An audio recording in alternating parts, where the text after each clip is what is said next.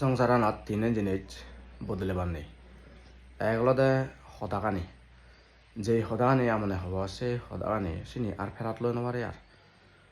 যদি হতাবার্তা হতে সময়ত মান্যরা তো যদি বর্বর হতা হয় বজং হতা যদি হচ্ছে হয়